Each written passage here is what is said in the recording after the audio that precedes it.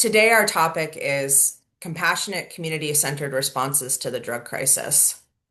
I'm Kihara Morvising, the director of our Restorative Justice graduate program at Vermont Law and Graduate School.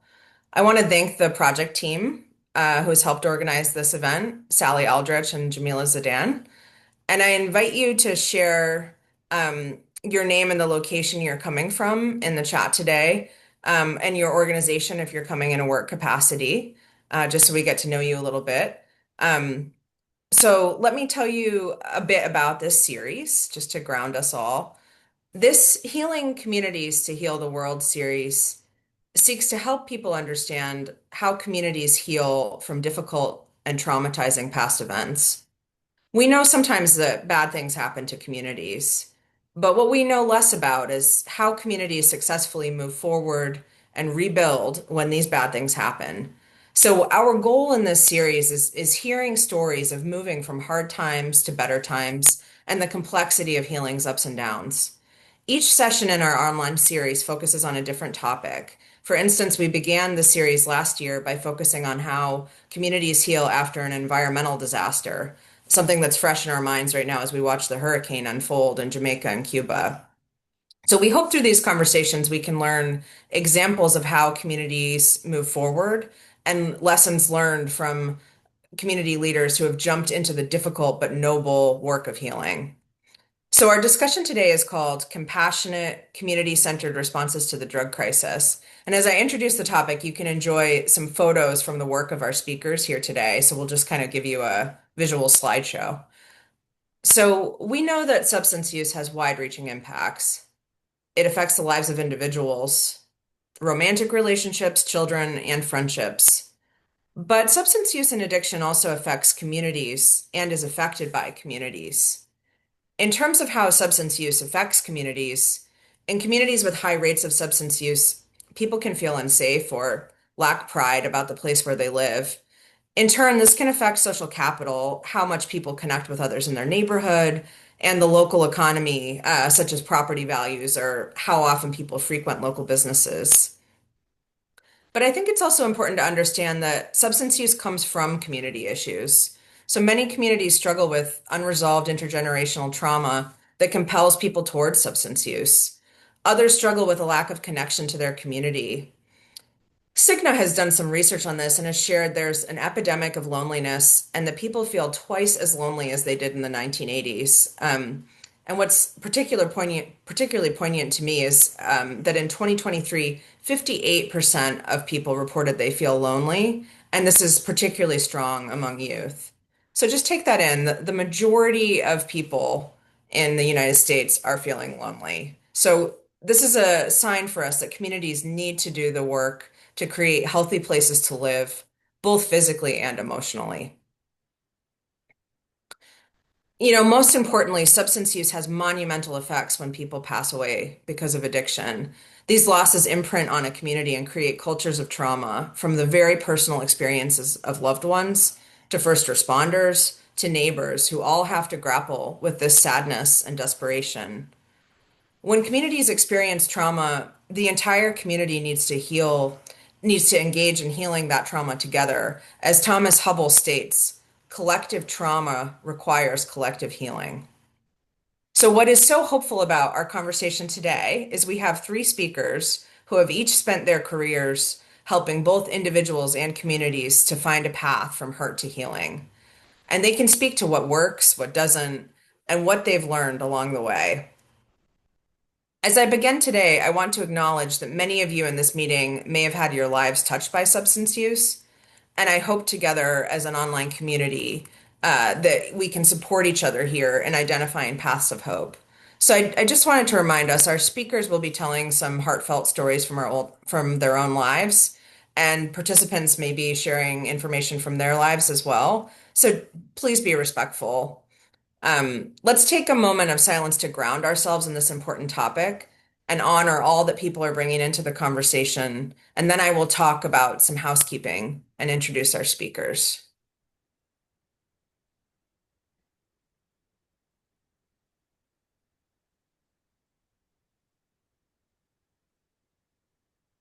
So, in terms of housekeeping, we will hear from our speakers through this moderated conversation where I will ask some questions, but then we will move into a Q&A where you all as participants can ask some questions.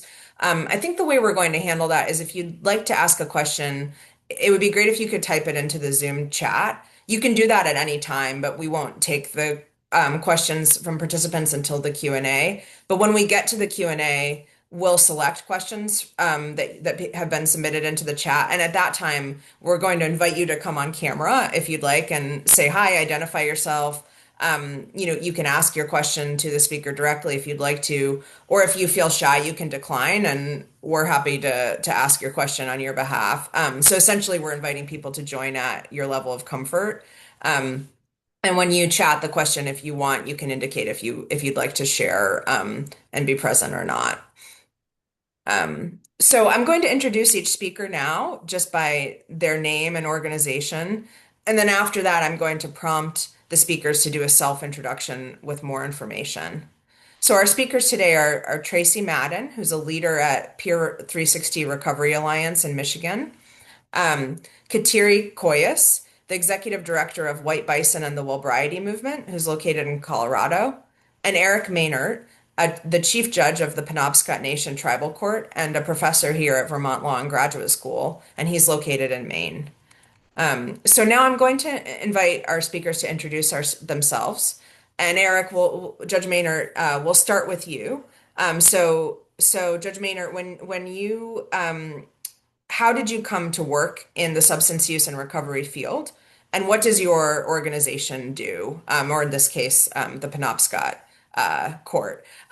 So how did you come to work in substance use and recovery field, and what does your organization do? And we'd love to hear a little bit more about you. Well, thank you. Thank you for having me. I really appreciate it. And I thank Vermont Law School for putting on what I think is an important conversation. I came to this, I've been a lawyer. Most of my career was spent doing civil rights litigation. I came to the Penobscot Nation back in 2008. And at the time I came to the Penobscot Nation, I was interviewed for the position, and the question, I thought they were going to hire me for the fact that I knew the rules of evidence and rules of procedure. The chief quickly disabused me for that notion, and he told me, congratulations, we've decided to appoint you. And I said, oh, okay, thank you. And he said, we've seen how the Anglo court works, $350 fine next, $350 fine next. That doesn't work for us. And I said, oh, what would you like, Chief? And he said, we'd like a problem-solving court. I said, great, Chief. Exactly what do you mean by a problem-solving court? And he looked at me, kind of cocked an eyebrow and said, figure out the problem and solve it. And that really was the beginning of this journey into the wellness courts. At Penobscot, wellness courts are all based on the NADCP, or now called the All Rises, 10 key components as they've been modified by the Tribal Law and Policy Institute to help individuals in their recovery. At Penobscot, we look at 4 foundational premises. The first is the substance use, which brings someone into court, isn't the problem. The criminal behavior, which brings someone into court, isn't the problem.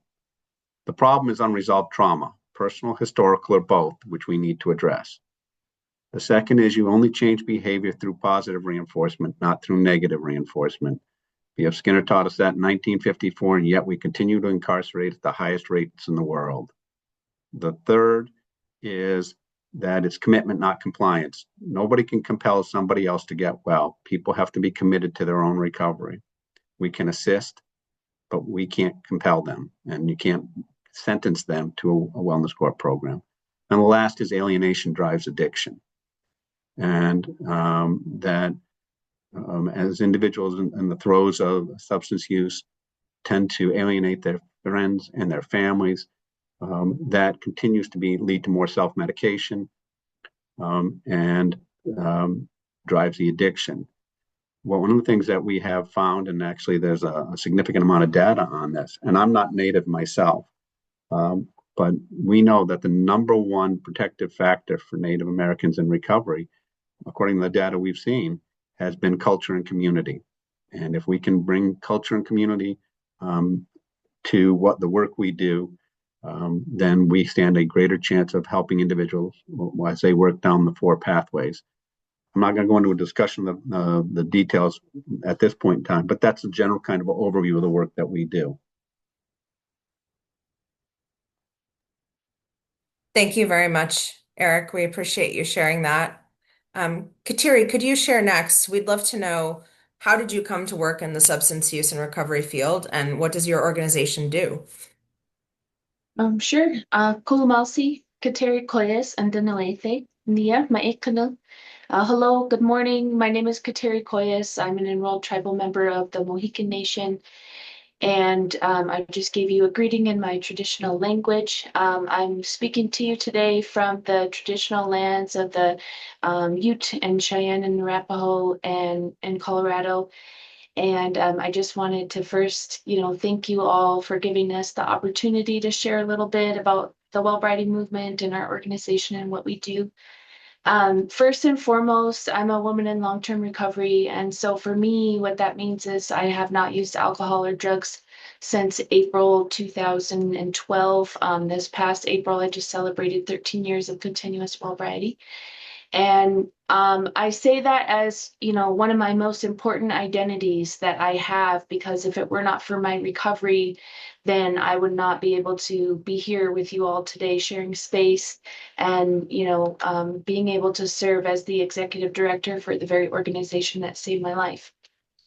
My second most important identity is that I'm a mother of three beautiful children, and I'm really proud to stand here before you today and say that my children have never seen me in active addiction. And I'm really grateful for that because we're standing here today as cycle breakers, and that's really important work. And then, third, again, I'm the executive director of White Bison here in Colorado Springs. Kind of how I got involved is I grew up around the well writing movement as soon as it started in 1988, but I didn't really get involved until I was 16.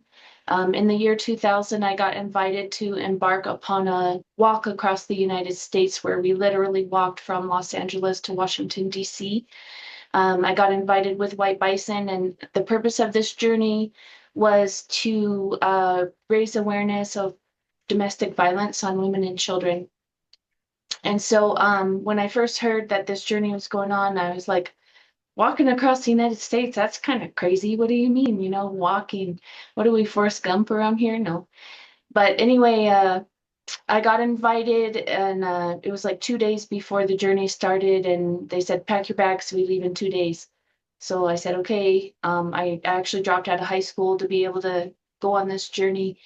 And when I got to LA, I was 2 days sober and going through withdrawals from meth and alcohol and all kinds of other drugs. But I didn't tell anybody about it. So I was detoxing in secret.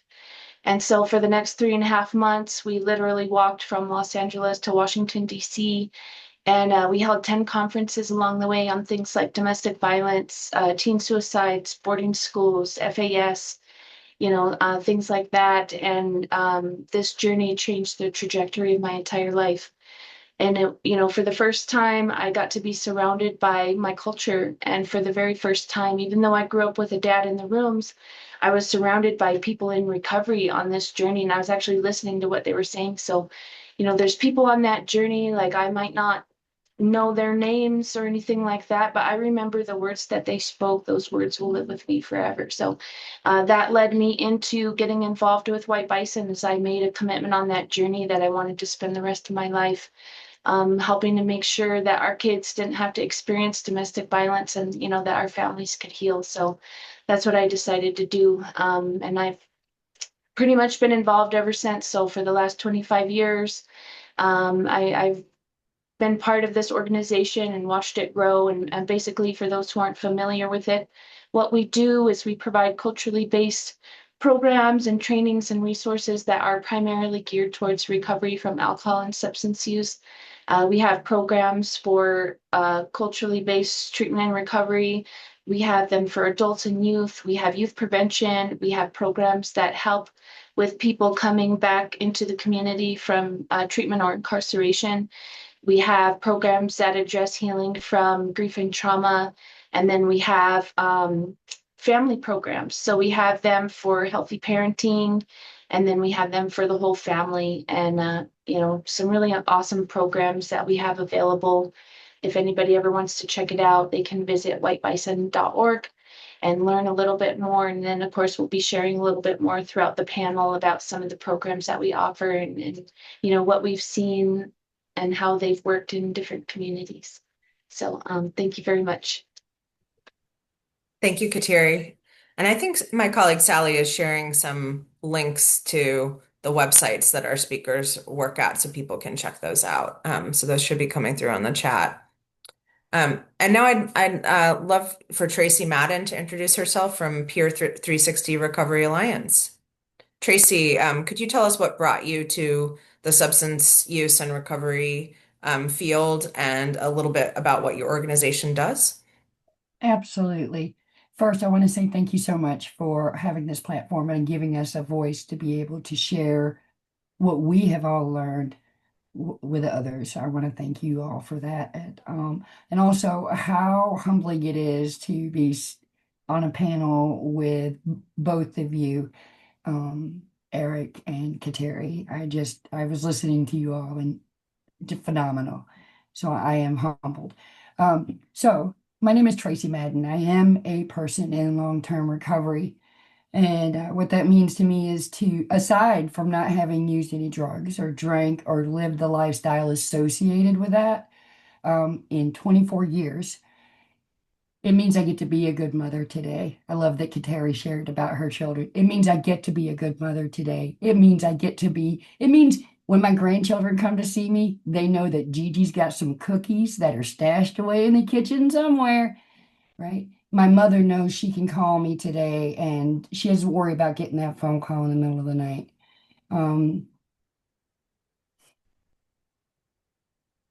What prompted me, aside from my own recovery journey, coming into recovery myself and knowing firsthand what it's like to live out there in active illness, and aside from that, I sorry, I tend to speak from my heart, and sometimes my emotions kind of, I just want to let you all know that. And I am a little bit nervous, so I wanted to let you all be transparent about that as well. I came into recovery and it was all about just me changing my life and getting better, right? Like I wanted to get better. I wanted to get a house, get my kids and get a car. I wanted to do all those things. And at the time when I came in, and this is important, at the time when I came into recovery, there were only 12-step options, right? Primarily Alcoholics Anonymous and Narcotics Anonymous. There was no other option other than doing it alone by myself without help. And I was one of those that needed help. So I threw myself into it head first, right? I threw my everything into it because I wanted something different. And it worked for me.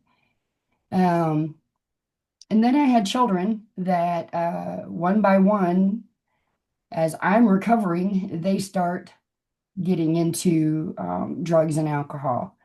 And I had 2 weeks shy of 9 years, and I got the phone call that every parent dreads getting, that my oldest son had died from an overdose. He was just 23 years old, and he had been exposed to the 12-step because that's what worked for me, and that's what was going to work for him, and it didn't work for him. And what ended up happening was I stayed in recovery with the help of, thank goodness, with so many amazing people that just surrounded me with love and encouragement. But what ended up happening, to come back to the question that was asked of me of how I ended up getting in this field, was because I recognized in that moment after, well, a little bit after my son had passed away, I recognized, why was I able to, but he wasn't? Right? What was, there had to have been something else out there. There had to have been something more. And it really turned me upside down. My whole, what I thought was true started changing. My thinking started changing. My belief system started changing. And suddenly I started wanting to do, I started looking at how my son had talked about Suboxone. And back then, now we're talking about I don't know, a long time ago. And I was very against it at that time because I was told it was just replacing one drug for another. And I decided to start educating myself, right? Because at this time, my daughter, she's starting to really get in some trouble with drugs and alcohol. And I was afraid I was going to end up having to bury two. So I started getting involved with local coalitions, our Prevention and Recovery Coalition in the county that I lived in at the time. I started showing up in community spaces and started educating myself. And lo and behold, one day, the director of Peer 360 Recovery Alliance, which was a very new recovery community organization, showed up at one of these coalition meetings and started talking about this amazing organization called Peer 360 Recovery Alliance and he started telling me his vision for it and how he wanted to create they were wanting to create a space where people from all pathways, whatever recovery pathway that they chose, no matter what it was, where they could come together in a safe space and just help each other, right? And utilizing recovery coaches in that process to help them, peers helping peers. What a concept. No judging people. Are you kidding me? That sounds amazing. People that are on Suboxone. Now, by this time, I had educated myself and started recognizing Suboxone was a medication, not a drug. You know what I mean? So this all kind of started. I said, sign me up. And so that was back in 2017. I am now I started out facilitating meetings. I'm now the program manager for this amazing organization that I believe just as strongly in today as I did the day he was telling me about it. It saves lives. We have, and I can talk more throughout the thing about everything that we do, but we, um, we have peer recovery groups where people from all different pathways come together. We put on events that are free in our communities. We meet people where they're at. Uh, so we do a lot of advocacy, a lot of anti-stigma work. We do a whole lot of stuff, and our I guess in the chat box will be our website. You can learn so much more and everything you need to know about what we do by visiting our website. And I hope I didn't go on too long. Is it good? That's great. Okay. That's great, All right. Tracy. Yeah. Yeah, and I'll add there's some really powerful stories of recovery, some video stories on Peer 360's website, so those are worth checking out. Um, well, I want to thank everyone for introducing themselves. And I'd like to ask you each to share some stories of resilience and learning. And Kateri, we'll start with you. So each of your workplaces have unique approaches to healing. Could you share a story from your work that illustrates resilience, growth, or transformation, particularly on the community level? We would love to hear a story that might inspire other communities facing similar challenges. So, Kateri, thank you for going first. Yeah, thank you for asking that question. Kind of our jam right now is things that are centered around community-based healing. And one of the ways that we really got started in doing that is when we first got formed in the early 90s, we were actually up in Maine working with the Passamaquoddy Nation. And so what we did is we kind of started out a little bit small, but for about 3 years, every month we would go up to the Passamaquoddy Nation and we worked with them on what we were calling back then community development. And so basically, the state of the community when we came up there, like families were hurting, cycles of trauma felt endless, people were really disconnected from each other. They're carrying the weight of everything alone. And so we started to have these like circles, these talking circles, and we started to come up there and do like community visioning with them and saying, what do you want your community to look like? Let's just start there. What do you want your community to look like? So we went through this whole visioning process and we met with the leadership and we met with the department heads and we met with the grassroots community members.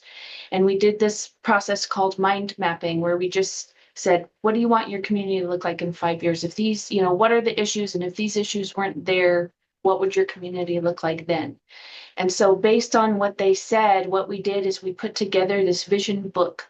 And the vision book had, and this was through like a small grant that we had received, but we put together this vision book that had like kind of goals and objectives of what they wanted to do. And then we were able to kind of tailor training based on what they said that they needed. And so we had to start with just these basic teachings because in that community, they really believed that they didn't have a lot of their old ways left. And as we started to work with them month to month, we found out that that wasn't really true.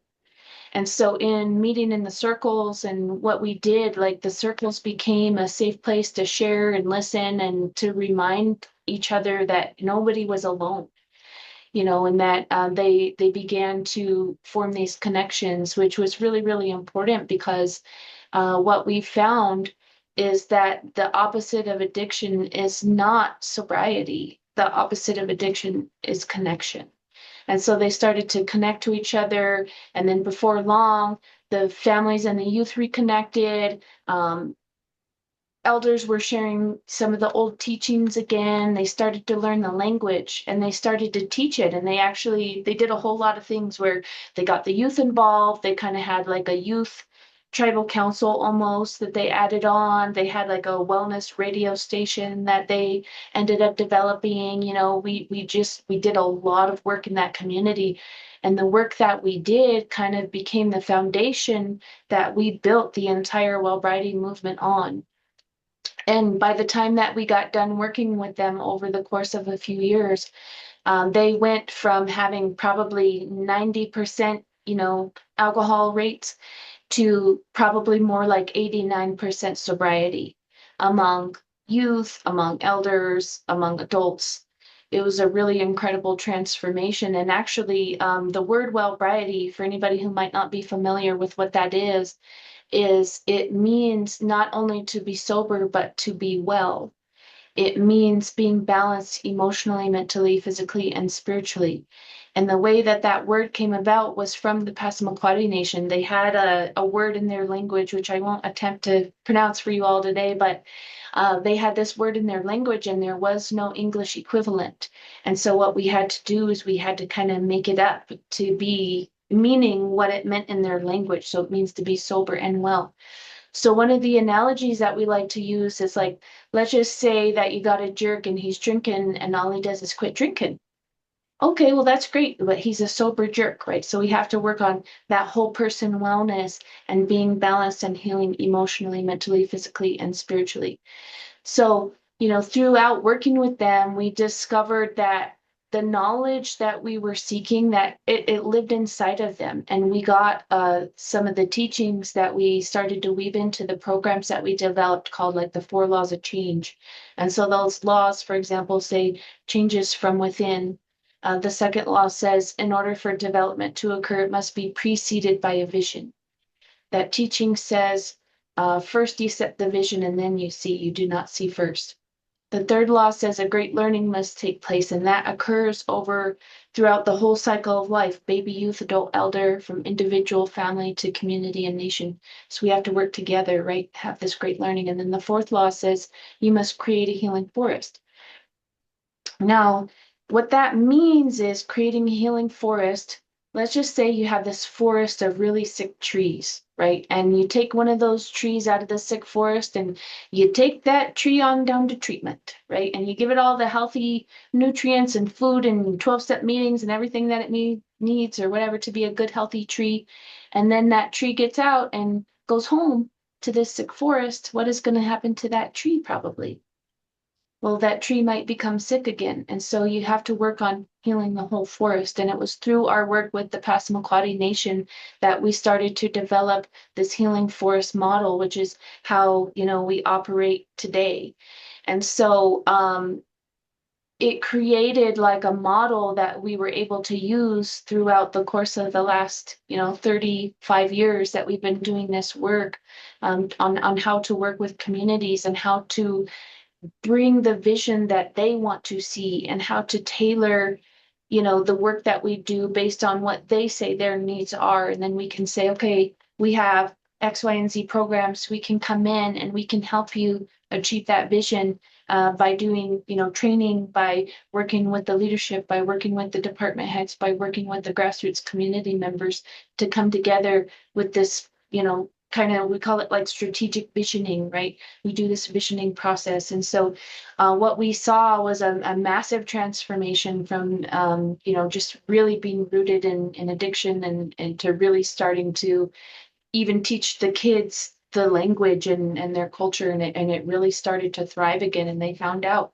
hey, you know what, we do still have our teachings, they are still alive, and they are still from within us. So that was one of the kind of, I guess, foundational stories that I'd like to tell. And, over the last 35 years, we started to work with tribes all over the United States and First Nations communities in Canada. And then once COVID hit, we got a not so gentle nudge to go virtual. So we also started working with Indigenous and Aboriginal communities in Ireland and the UK and Australia and New Zealand and Mexico. And so kind of what we do is we take these universal human teachings and we weave it into every program that we have, but they're very highly adaptable. So you can take it back to your community and just make it your own, use your own language, use your own ceremonies, use your own cultural traditions. And yeah, so it was a really, it was a wonderful story of, success at the time. And we've had a lot of success there and after. Thank you so much for sharing that. There's so much richness, and I love this idea of the healing forest. I'm just struck by the proactive way that you worked with a community to do visioning, and instead of, I think so many communities and individuals get stuck in deficit models, right? Here's everything that's wrong with us, and the act of thinking, who do we want to be, and also what do we have to build on, what assets do we have to build on. That's just really, really beautiful way of approaching things. So thank you for sharing that. um uh Eric, I'm wondering if you'd like to share a story of resilience and learning from your own experience, perhaps particularly on the community level. Yeah, I mean, first off, I thank both Kateri and Tracy for their thoughts. One of the things that I have learned is how important peers are to any kind of recovery program, and I guess that's going to be the story that strikes me. I had an individual in the wellness court, and the wellness court is based on a four pathway model. We tie it all, really, it's mostly based on the work that you've already done, Kateri, and with Well Variety. We sit in a circle in the courtroom. We smudge before court. We actually say a prayer and a reading from the Red Road as we start. Um, but this particular individual had come into the court and done really, really well to start, and um, gradually started to backslide, started to have lapses, and the lapses became actually a full-blown relapse. And we reached a point where we had tried to do some accountability, and that wasn't working. And so I said to the individual, okay, we've now reached a point where I don't know what more to do. I don't believe in jail um, as a sanction or an accountability sanction, because this is a disease, and I don't believe putting people in jail for a disease makes any sense. So I said to the individual, and we have a multi service braided services team. 15 people sit around every other Wednesday and give recommendations to the court on how to help individuals with their challenges and successes. So one of the things, we sat down and we talked about it, and we finally reached a point of, well, maybe this isn't the right time for the individual. And we had a good discussion about really how do we empower this individual to make choices. And so that was what we did. We said, all right, at this point in time, this may not be working for you. You may need to step out of the wellness court. The other alternative for you is to go back to some treatment, inpatient treatment, and use that to build on coming back. The individual took that as empowering and said, all right, I'm going to make the choice. I'm going to treatment. I'll be back. They came back and became so stellar throughout the program that they actually became the first peer advocate of the Penobscot Nation. She now works for the court as a peer advocate. She is become the best ambassador we could have to the community, because now the community sees, look, this is an individual that we've known that's had challenges in their past life. Look how well they're doing. Look at the wonderful things they have accomplished, and look how they're helping others. And she not only does that here, I also serve as the chief judge of Maliseet. She travels up to Maliseet. She'll travel anywhere that she can to help others and individuals. I am so impressed with the individuals and that I get to work with in recovery. I tell people I thought I had a great job when I was a chief prosecutor for the Massachusetts Commission Against Discrimination. I had 45 investigators, 15 attorneys, and prosecuted discrimination actions throughout the Commonwealth.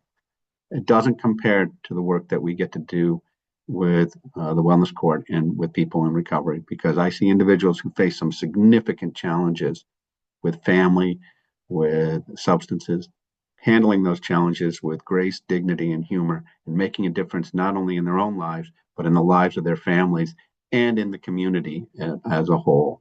It really has been an incredibly a gift to me. I thank them all the time because it's some amazing work that individuals do. Thank you very much, Eric. And I love the notion of braided services. That's just really like a beautiful phrase. Um, Tracy, would you like to tell us a story of resilience and learning from Peer 360, where you've seen some growth or transformation, particularly on the community level? Absolutely, I would love to. So, Peer 360 operates out of 8 counties in mid-Michigan. Okay. I tend to be more in the rural part, the rural counties. That's kind of because that's where I live. One of the biggest things I can say that I personally have seen, and then I also have seen this across all 8 counties, but mainly where I'm at, is I live in very rural areas. And there, before Peer 360 came along, there were, and again, this was across all 8 areas. We saw people that, because there was only the 12-step options before we came along, that we were seeing people fall through the cracks. Going back to my son, who had talked about Suboxone, right? He and the thought process and the recovery communities that was available in those times, and people's thoughts on that made it really hard for people like him to want to go to a meeting. I can also give you a personal example of my daughter, who was also in active illness. And she had, after my son had passed, I had started taking her to meetings with me. And again, this is before Peer 360. And she was taking Suboxone. And people in the meetings would literally look at her in disgust, like if she tried to share something.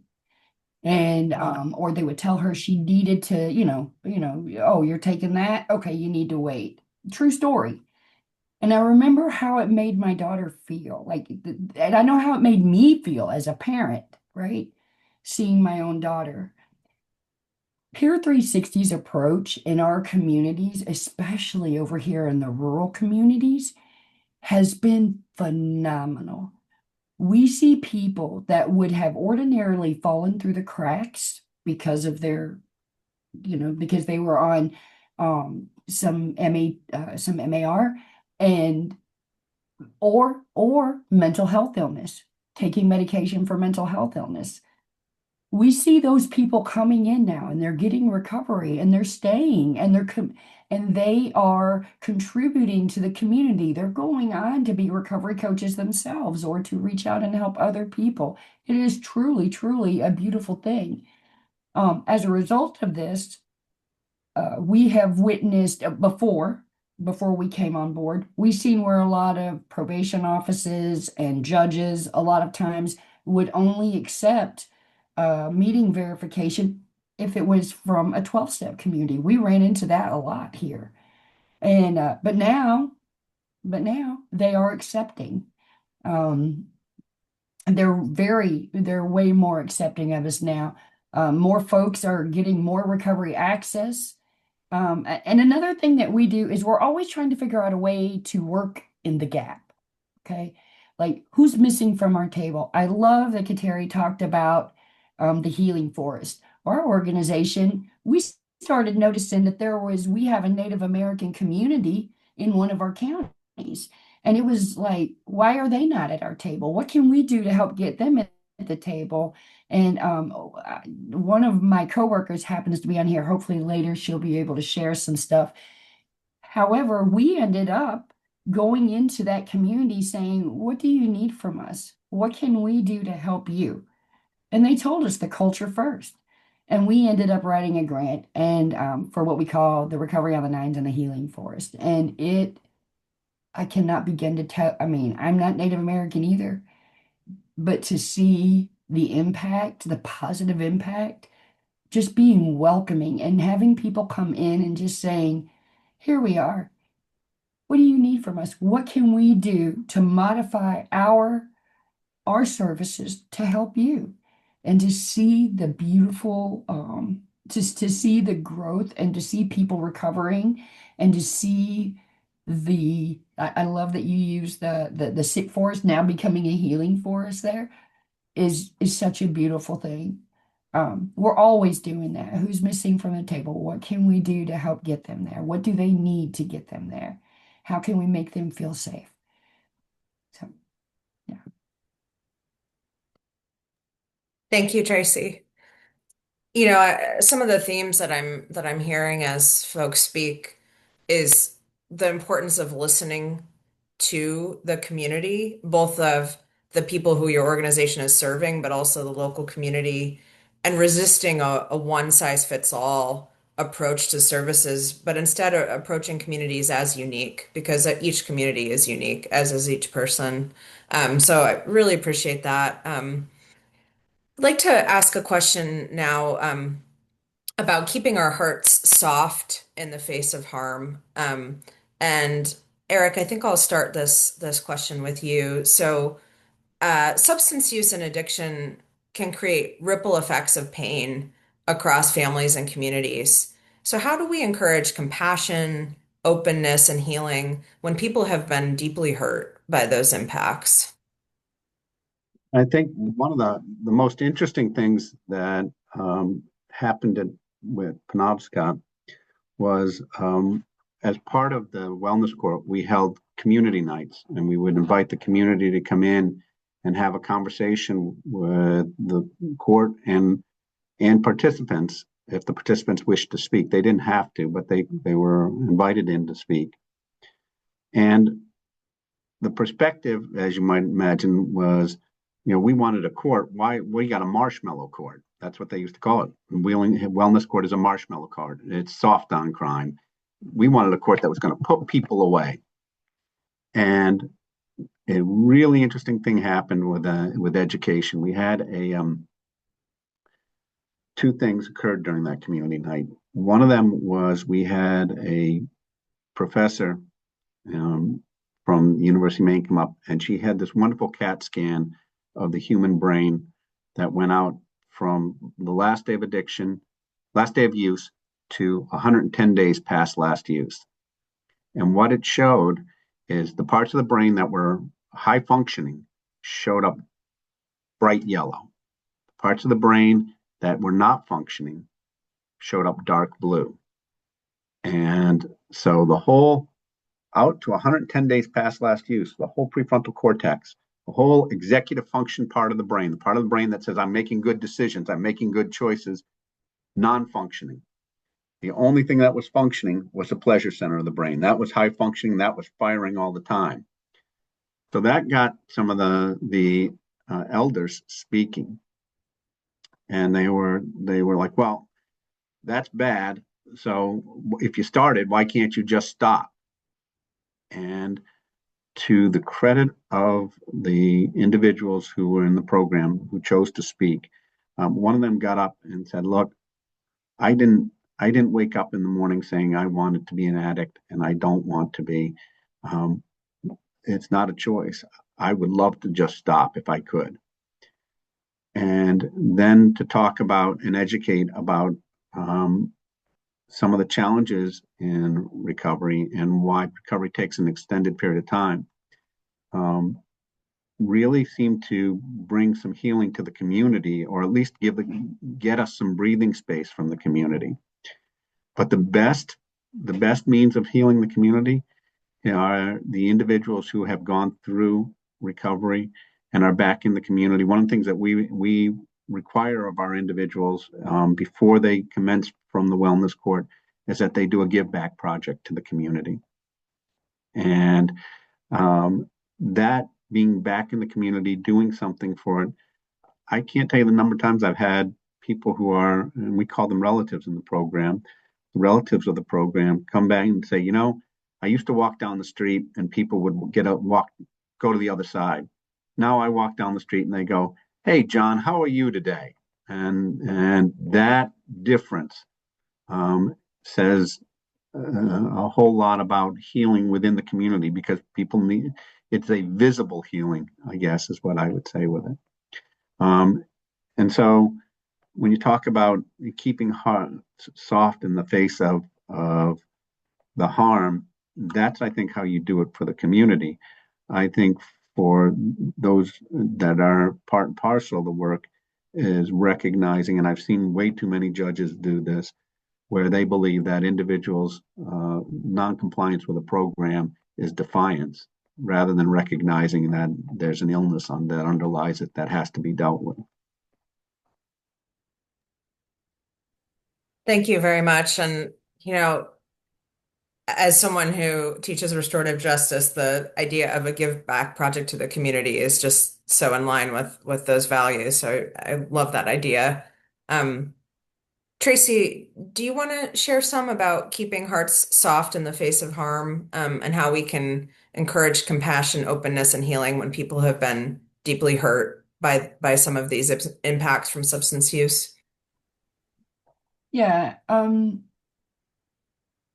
So Eric shared, quite a bit about that, being open in the community and because we have these community events, Peer 360 puts on community events that are free for everybody in the community. It's not just people in recovery or their family, it's for the entire community. Because we recognize that at Peer 360, we recognize that addiction doesn't just affect the person that's, suffering from it. Affects their family, but it also affects the community, right? And so we want to try to do that. And rightfully so, people are negatively impacted by the behaviors caused by the disease of addiction on the person that has it.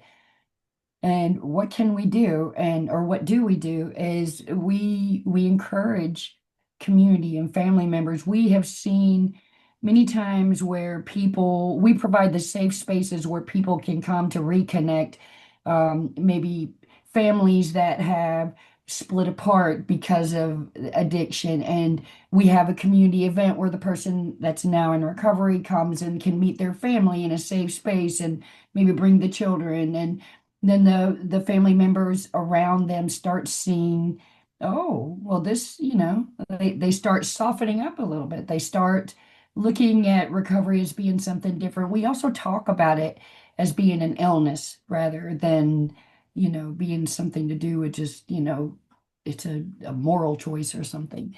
We do a lot of things like that. We encourage people in the community, not just people in recovery or their family members, but people in the community to be able to come to our meetings. They can come to our actual meetings where they can come and they can just sit back and listen, ask questions if they'd like, and help educate themselves. I feel very strongly, that one of the things we do with our recovery court is we partner up with the recovery court to do community service, because a lot of times they need community service hours, right? So what we do, Peer 360, we go and we connect with organizations that need some kind of service done, and then we show up with them We don't just like say, here you go. I love We it. show up and we put on, like, we'll have hot dogs. We'll even provide a recovery meeting, at the end of the day. We'll sit there wherever we're at and we will have a recovery meeting. But people in the community, case in point, we did one in one of our little rural areas, and where we were painting, we were cleaning a church, and then we were painting soccer posts. And we had a lot of people from that were, participants in recovery court out there, and me and a couple of other recovery coaches were there, and just and the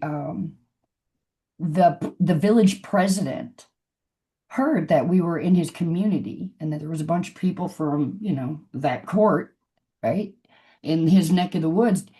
And he came out and he was very pleasantly surprised. He ended up sitting there with us for a while, talked with us, and even joined our meeting that we had at the very end of it.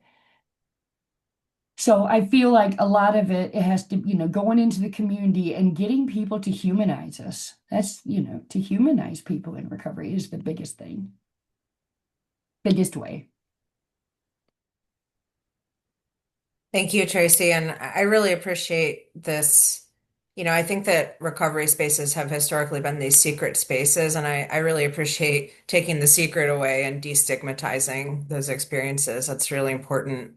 Um, Kateri, I'm wondering if you have any thoughts on, how to keep hearts soft in the face of harm and how to encourage compassion when people have been deeply hurt by the impacts of substance use.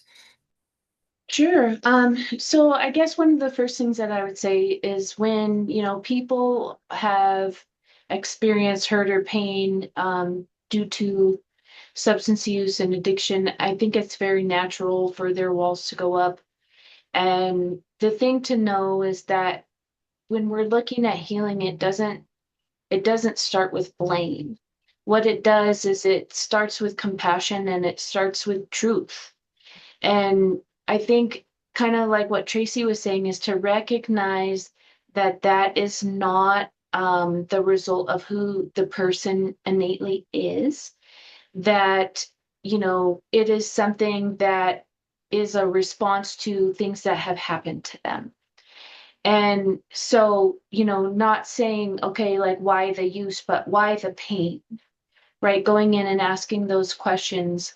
So a lot of times like people feel like they are doing that in isolation, right? They're doing that by themselves. They're carrying the weight of the pain by themselves, and that we have to create spaces so that they know that they don't have to carry that weight alone. They're not alone. It's not an individual journey. We heal in community. We don't heal in isolation.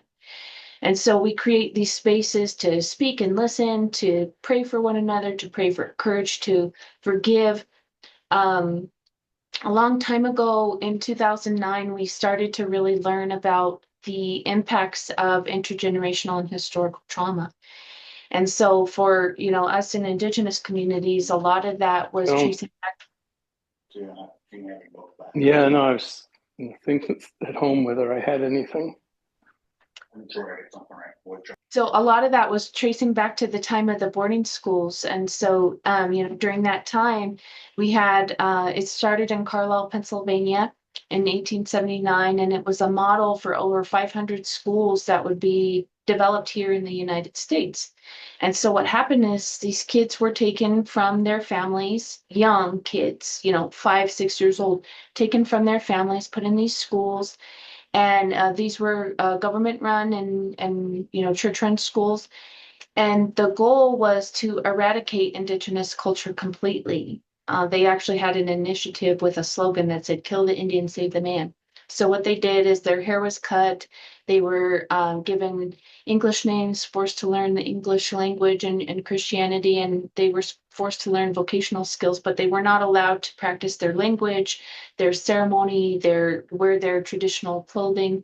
And if they tried to do any of that, they were severely punished. And there was a lot of like physical and sexual abuse that took place in these schools. And one of the themes that happened in 2009 when we started to learn about this, we went on another journey across the United States where we traveled to about 24 different former and current This boarding schools. is a heavy son of a gun. And so during that Here's time, the vision. Just gonna, excuse me 1 second. I'm just gonna encourage participants to mute themselves. We do have someone who's interrupting Kateri's speaking points right now. So if someone's speaking during this, Sally, could we take care of maybe removing that person? Yep, will do. Thank you. Kateri, so sorry for the disturbance. so sorry, no worries. So anyway, we wanted to have this journey where we gave survivors an opportunity to tell their story. Sometimes for the very first time in their whole lives, as a lot of people aren't aware that these schools existed here in this country and the impacts of them.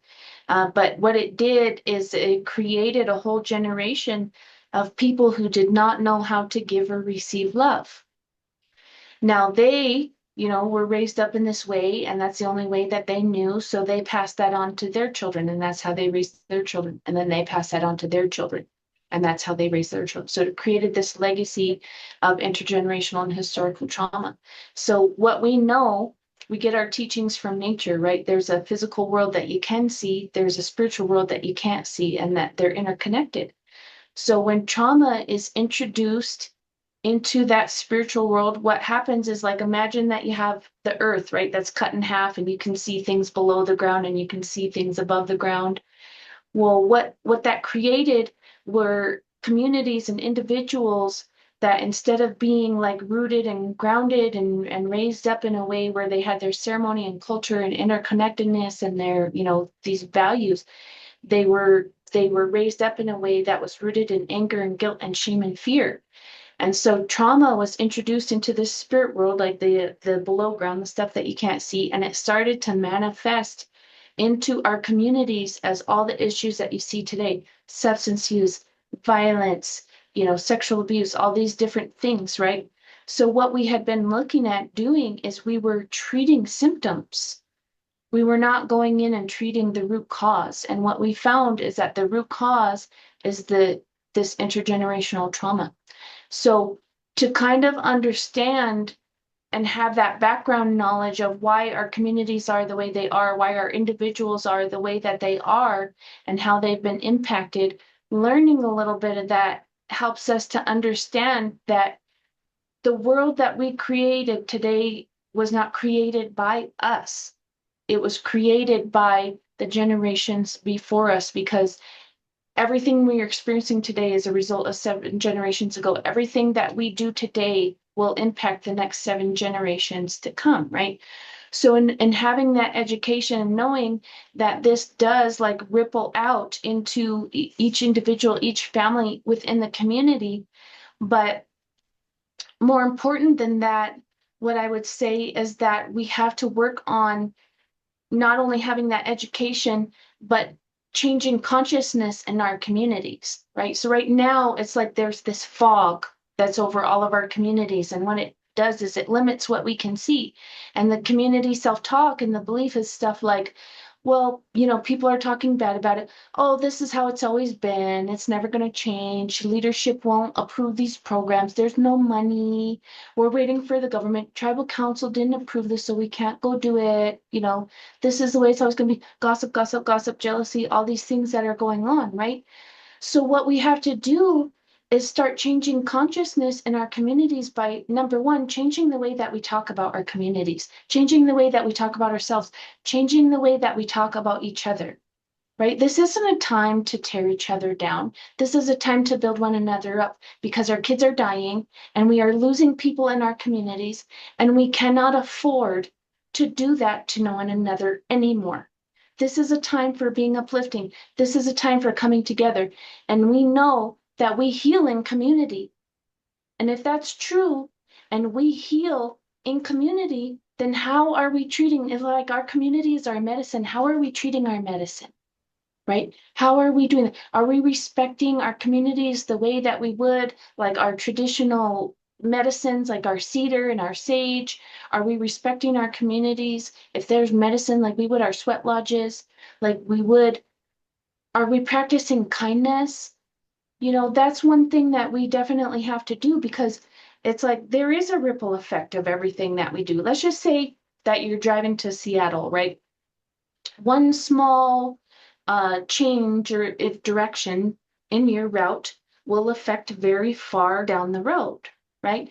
So as an individual, if you make one small change, like for example, you make a commitment not to participate in gossip, or you make a commitment to do like acts of kindness, small acts of kindness every day, what that will actually do is it will cause a ripple effect within your own families, within your own communities. You just making that one change. Me getting into recovery, that made a ripple effect in my family, for healing. And so what we know is like kindness is a medicine. And the more that you practice it, the more that it will ripple out. So what we're doing through White Bison is actually on Saturday, November 1st, we are going to launch an international kindness movement where we are asking people to become kindness generators. And what that means is it's somebody who practices small acts of kindness every day, like giving compliments, offering help, doing an act of service, showing gratitude, being considerate to other people.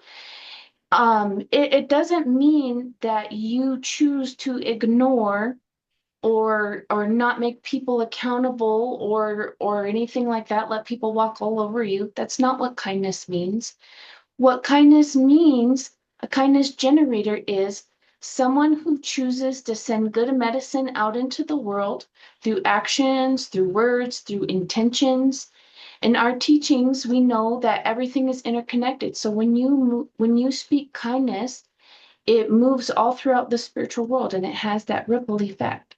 So it's people who, despite, you know, facing challenges and people who are causing harm, we choose to act with kindness. Now we can also do that with strength and advocacy and, having people take accountability and all that stuff. But a lot of that is going to start when we choose to forgive. So the point of telling that story about why we went on this journey across the United States is because it was called the Wellbriety Movement Journey of Forgiveness. And what we were told by our elders is this is going to be the last test of our Indigenous people on whether or not we can heal is if we can forgive. So forgiveness doesn't mean people get off the hook. It just means that we set our spirits free and we choose to come from a place where we're softening our hearts and we're acting with compassion and truth.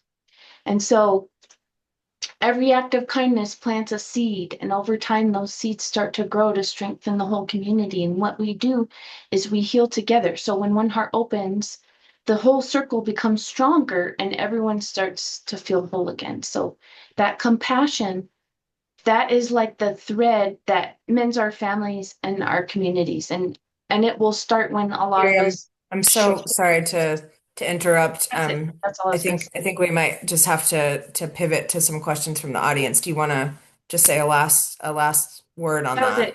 That's all I had. So I'm so sorry about that. It's the kindness movement. I mean, what an incredible frame. And, I love what you said about we need to change the consciousness in our communities. It's so incredibly powerful. Um, I wanted to make sure that people who have attended today could ask some questions to the speakers. And so I think that we have one so far, Sally, is that right? From Nicole? Yep, that's right. Um, So, Sally, I'm trying to go back and find this person's name, but could you, is it Nicole Keene? That's right. Nicole, we'd love to invite you if you feel comfortable to ask your question, or I can ask it on your behalf if you prefer. Can we unmute Nicole, Sally? Oh, yeah, it looks like you're Hi. good. Yeah, thank you. Basically, the nuts and bolts of my question was coming from my perspective as an advanced integrative health practitioner dealing with trauma-inspired care, I call it, and it's a step above trauma-informed care. Really getting onto the same level of people that are experiencing the crisis or trying to heal through it. And I'm based mainly in Oregon and Colorado. So in those states, we have legalization of psilocybin. And I've noticed, and especially in Oregon, in that community there, a real emphasis on use of that treatment with people that I believe it's not appropriate to use with, especially people with some substance abuse issues. From my perspective and seeing the kind of sequelae of those treatments in my clients, it hasn't been helping them, and it really perpetuates this codependency patterning and really gets them away from that self-sovereign point of, choosing and the sober path, basically. But I just wanted to know if any of you have any experience, and you might not just because of your jurisdiction, with those particular therapies, specifically microdosing psilocybin, is the one I'm most familiar with seeing, and the effects of that in your community, or if the native practices have any similar psychedelic therapies that are being used currently for trauma care. Do any of the speakers want to take that question? I'll let you self-select on this. The jurisdiction here in Maine does not recognize psilocybin. So we have no experience with it. I mean, the wellness court is an abstinence-based court as well.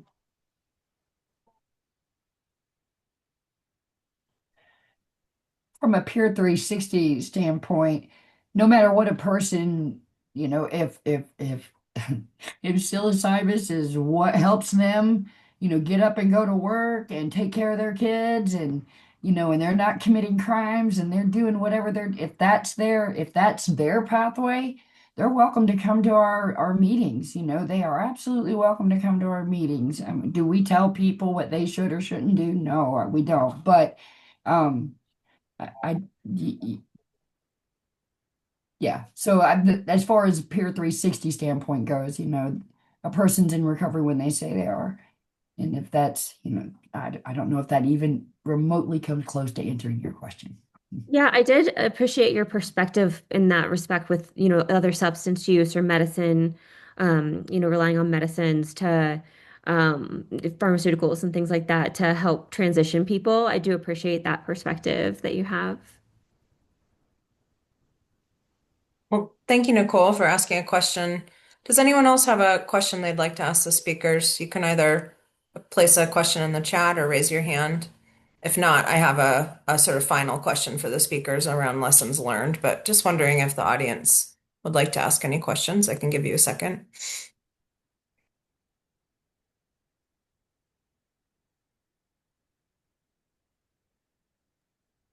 Lisa has a question. Just raised their hand. Yeah. Great, Lisa. Yeah, I was just thinking about as far as recovery goes. So Tracy, I hear you saying like a person is in recovery when they say they're in recovery. Um, I think a lot about, so my husband is actually in recovery and he has been clean for quite a while. However, he has multiple sclerosis and medicinally uses marijuana or weed, and has been told by the NA community that that does not count as being in recovery. So I was just wondering if anybody could speak on that.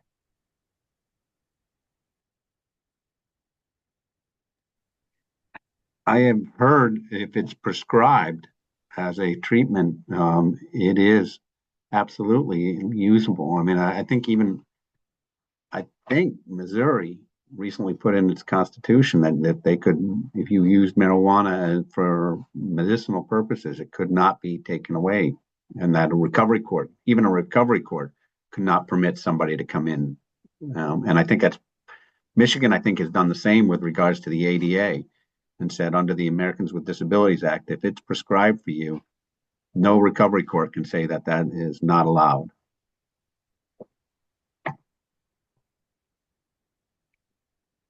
And Tracy, you gave a thumbs up. I don't know if you have Yeah, anything else to say. yeah, totally agreed with him. And again, folks,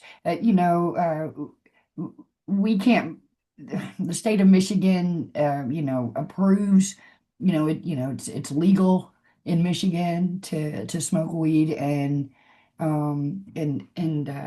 exactly what Eric shared. I'll say again, Peer 360, they come to our meetings. We meet people where they are, and I mean, we don't tell people what is or isn't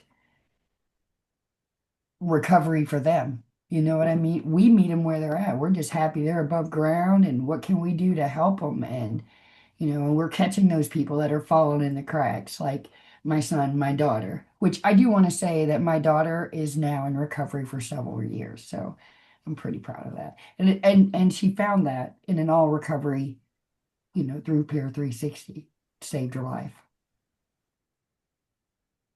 And I'll just note a comment from Suzanne in the chat that I think is helpful. Suzanne says harm reduction is great for sustainability, but abstinence is healing from my personal perspective around trauma. So helpful that there's probably some different perspectives on this. Um, well, I want to do a lightning round with the speakers on um, some lessons learned. Maybe just like a minute or two each on this, but some of the big picture lessons that you've learned. If another community wanted to create compassionate responses to helping to heal around the drug crisis, what would you recommend just at a high level? So maybe we can hear from each person, perhaps starting with you, Eric, if you feel comfortable. And then I'll share some things to close the meeting today, including some next steps that we have for engaging in this series. So Eric, lessons learned. How would you advise communities? I think the lessons learned is to recognize that the substance use disorder is an illness and that it has to be treated as an illness. I think the second lesson learned for me was that trauma really underlies just about everything. I think, and I know the gain statistics for that out of the DHHS are 94% of women have experienced significant trauma and 89% of men, and men they think they underreport. So we have to deal with trauma, and that means some significant trauma therapy if we're going to try and heal individuals. And I think the other thing is recognizing that incarceration isn't the answer. And I sit there and go, the BJA statistics are 76.9% of the people who are incarcerated with a substance use disorder reoffend within 3 years of being let out, and yet we continue to incarcerate. My parents were both psychologists. They taught me the definition of insanity, doing the same thing over and over again and expecting a different result. And we continue to do it. So those are the three quick that come to my mind. Thank you. Those are great. Tracy, some lessons learned. In the spirit of time, I'll try to be brief. The biggest thing that I think, the biggest lesson is to look for the connection, look for ways to connect. One of the most powerful ways that, one of the most profound experiences that as an organization that we had, and with the people that come to our meetings was not bringing up anything, but when the issue with George Floyd happened, right? When that happened, we noticed people, it affected people profoundly, and we gave them a safe space to be able to share about it. And we opened up that conversation and allowed people to share what they felt like they needed to share, express how they needed to feel. And in doing that, we created an app, we ended up creating some sort of and it wasn't like we were setting out to plan to do this, but we created a space where people felt safe to be able to talk about something that was affecting all of us in one way or another, but in a safe, non-judgmental space. So our big takeaway from that ginormous, for that big thing there was to try to find the connection, right? Kateri said it. Katari said it. She said the opposite of addiction is connection, right? So that's what we tried. That's been our biggest takeaway. Trying to fill those gaps. Where can we fill the gaps? Where can we get connected? How can we connect? Always trying to, figure out ways to get connected because we know, right? When people feel connected, they're less likely to go out and do things that can bring harm to themselves or others, right? Thank you, Tracy. And Kateri, maybe you can bring us home today. So looking back on your work, what lessons have you learned about how hurting communities can rebuild after crisis or loss? And if you were encouraging others who are trying to do community level healing, what gives you hope? I think what gives me hope and what we've seen is that we want to instead focus on creating intergenerational healing instead of focusing on the intergenerational trauma. And so some of the ways that we do that is change starts from within. So we work on healing ourselves first. We can do that through like facilitating recovery efforts, creating healing spaces in our communities. We can do that through addressing issues around shame. We can do that through practicing forgiveness, creating that healing forest, and then implementing these culturally based approaches at all levels of healing. So we work with the community to change. We believe that the solution is going to come from the community. And so we most importantly need to work together to create a supportive environment to sustain those changes. So one of our biggest lessons is that intergenerational healing is starting to take hold. And that is one of the things that gives me hope. So I remember being at a conference in Phoenix, and our founder, what he said is he said he never thought in his whole entire life that he would see intergenerational healing taking place. It's like sometimes when you plant a tree, right, you're not expecting to like eat the fruits that from when you planted that seed, right? You might not even see that tree grow, but not only did he see that tree grow, he started to see the fruits taking hold. And he noticed that at this conference, we had generations of people who were in recovery and who were bringing their families in, and their kids had never experienced them in active addiction, and they were learning the songs and the ceremonies and things like that. The elders told us one of the ways that we would know we were in a time of healing is when we saw young people with old spirits.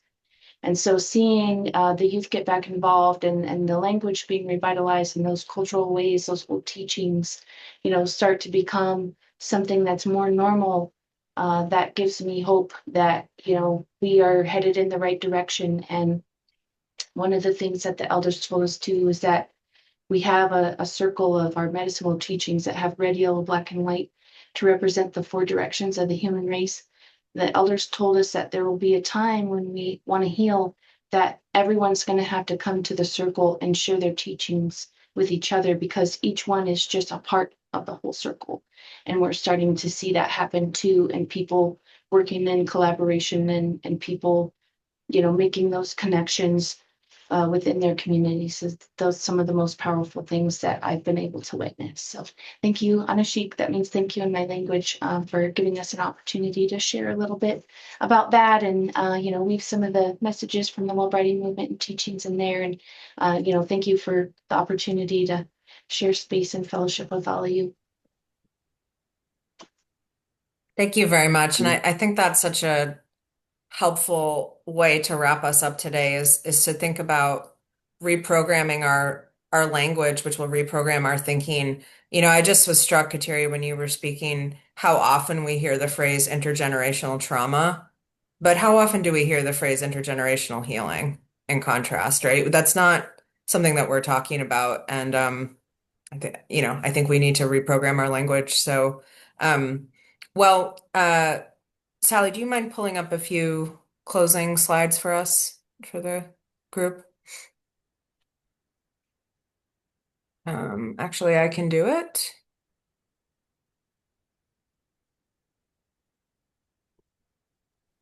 One second, Kiana. Okay.